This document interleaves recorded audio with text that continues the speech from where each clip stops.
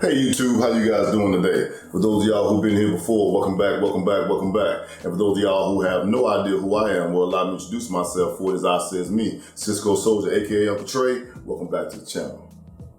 Hey, I appreciate y'all coming back. Thank you for coming back too. Hey, for those of y'all who've been here before, hey, come on in, make yourself comfortable, all right? Take off your shoes, all right? Find a seat over there, okay? For those of y'all who've never been here before, all right, if you do find any value in what we're about to talk about, I ask that you do please click like, okay? Leave a comment below, show your support. It only helps us with the YouTube algorithm and getting the message out to the people. So thank you for everything that you do. Thank you for your service.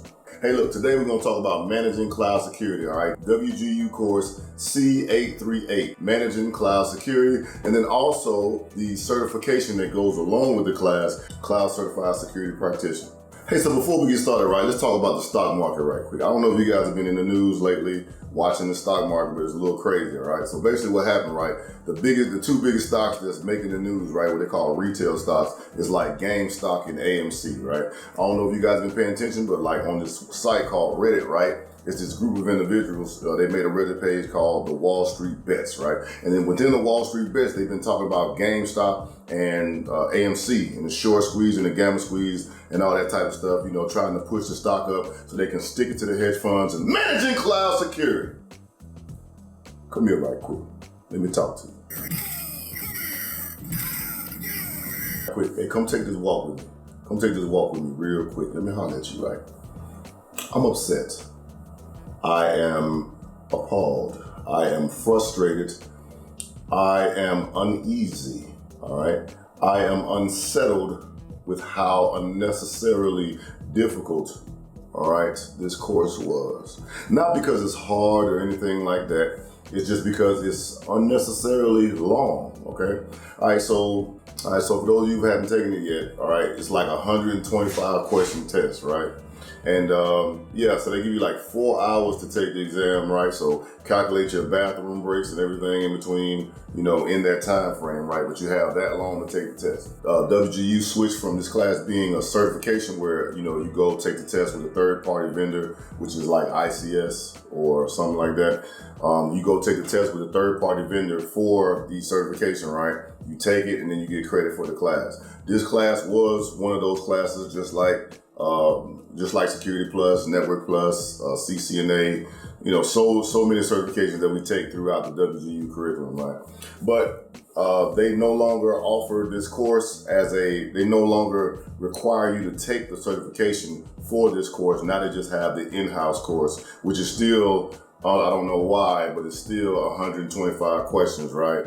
So I talked to my course mentor, right? I was like, hey, why did they stop actually, requiring the certification? And basically what they told me was that, hey, what happened was like, some students would go take the test and then they would fail the test, right? And, like if you fail an in-house course, all you have to do is talk with your course instructor, work out a study plan, show them that you're making steps and progress to restudy the material, and then you can go back and take the test, no problem. When you talk about these third-party individuals, there's a couple more steps involved. I remember one time, like when I had booked the Linux Essential exam, right?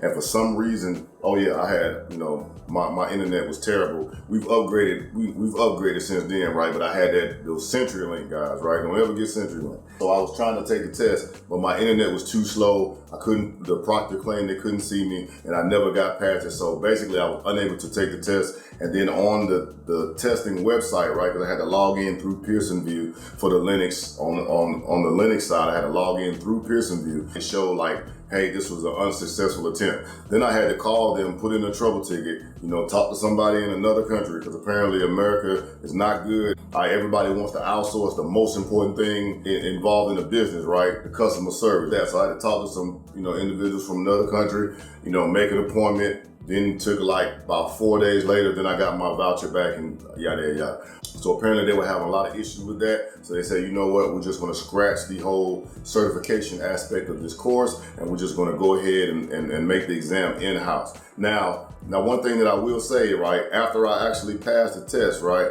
I did receive a voucher to take the certification, which I plan on doing at a later date. So that's still an option and you can do that, right? I don't think that I'm actually gonna specifically go the cloud route, right, once I finish and then retire from the military, but hey, it's always good to have something under the belt. So it's not really like a difficult type of course, right? On a scale of 1 to 10, I'll say this is kind of like a 7 or something like that. It's not really difficult, you know what I mean? It's just a lot of information. All right, so what can you expect out of this exam, okay? Basically, like when you start talking about any type of cloud platform, right? The first thing you want to do is learn like the cloud deployment models. So I'm gonna talk to you guys about the top 4 things you need to be concerned about when taking this course. Number 1 would be the cloud deployment models. Number 2, right, we're gonna talk about the cloud computing service models. Basically, what does that mean, right? That's when you start talking about software as a service, okay? Platform as a service and infrastructure as a service. Now, let me knock on my table real quick. All my military folks know what that means, right? That means, hey, you better pay attention. Hey, listen, check it out. You must know these examples in detail, right? Because they're gonna ask you like a bunch of different things. They're gonna say, hey, all right, number 1, tell us an example of each one, right? So like, hey, tell us that, hey, when you talk about software as a service, right? You're talking about like Microsoft 365 or Gmail or something like that. Basically, it's where you have control of the data and nothing else. You know, the service provider will control everything else. You just basically control the data, right? Of the applications, things like that, right?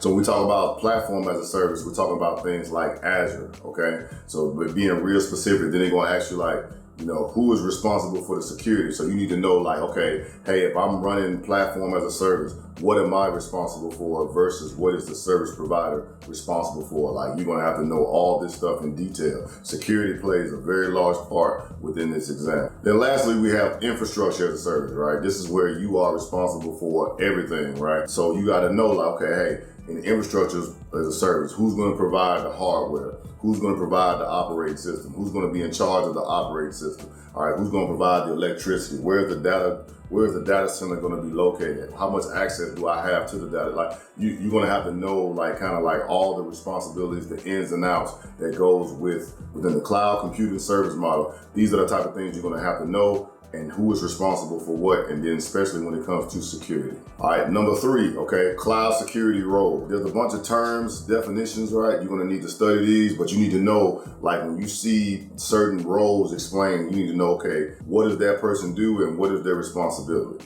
Like, what is the cloud access security broker? Who is the CSP, AKA cloud service provider, and what do they do?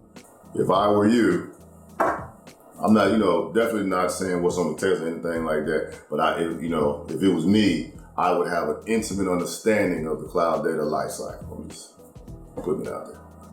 Number 4, right, legal requirements. Okay, listen, escuchen, guys and gals, okay, check this out. Legal requirements. If you don't know nothing else, learn legal requirements, right? Some of them, are like gimmies, right?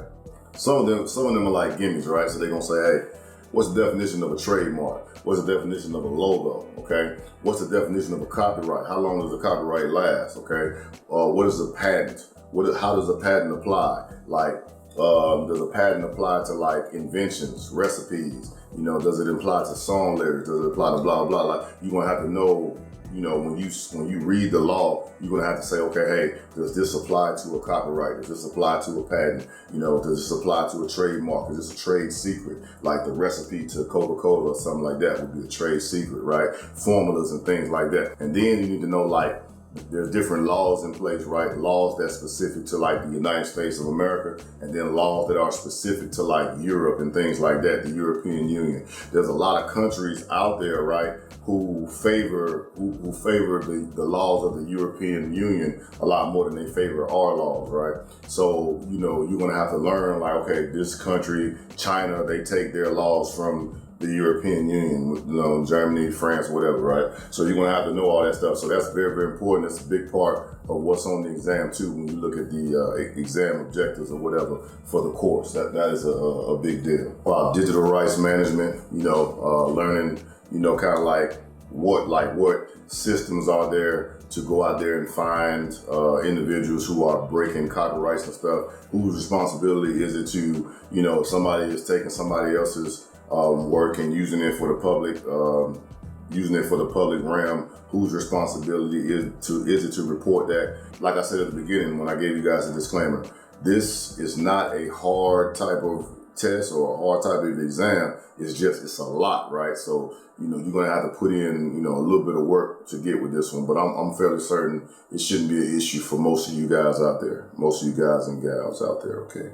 Yeah, so that's pretty much managing cloud security. Hey, regardless of what you think of this course, if you've made it this far to where you're taking this course, that means you're almost done. So give yourself congratulations, okay? And just go ahead and study, lock in, and just knock it out, all right? It'll be over with before you know it, okay? I'm done.